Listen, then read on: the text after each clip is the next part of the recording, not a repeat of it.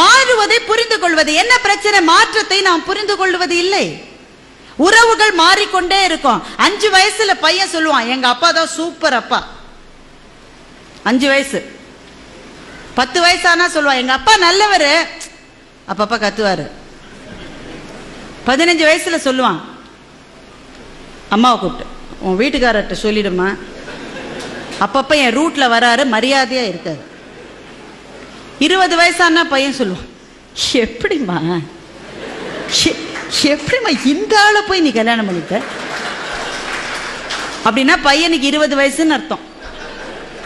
30 வயசானா பையன் சொல்லுவான், சார் நான் எங்க அப்பாவோட பேசுறது இல்லை சார், நான் என்ன செஞ்சாலும் தப்புங்கிறார் சார், அவரோட நான் பேசுறது. அப்படின்னா பையனுக்கு எவ்வளவு வயசு?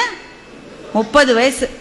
அதே பையனுக்கு 40 வயசு ஆயிடுச்சுன்னா அவனுக்கே அப்ப குழந்தைகள் இருக்கும். அப்ப சொல்லுவான், எங்க அப்பா கத்திக்கிட்டே தான் இருப்பாரு, ஆனா பாவம் நல்லவருன்னா அவனுக்கு 40 வயசு ஆயிடுச்சுன்னு அர்த்தம்.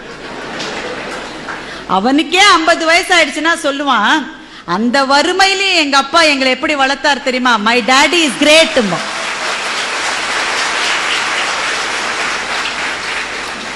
எங்க அப்பா கிரேட்னு 5 வயசுல சொன்னது சார், திரும்பி வரதுக்கு 45 வருஷம் இருக்கு பாருங்க. இதுதான் மாற்றம். இந்த மாற்றம் உறவுகளில் உண்டு, நட்பிலே உண்டு, வாழ்க்கையின் செல்வ நிலைகளிலே உண்டு. எல்லாத்திலையும் மாற்றம் வரும்.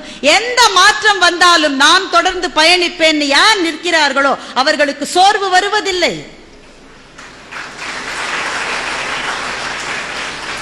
மாற்றங்கள் இருக்கின்றதே, அது நதியிலே கலக்கின்ற கழிவை போல. எந்த கழிவு கலந்தாலும் ஓடிக்கொண்டிருக்கிற வரைதான் நதி. கழிவு கலந்துட்டாங்களேன்னு அது நின்று போச்சுன்னா நாற்றம் பிடித்த குட்டையாகி விடும் அது.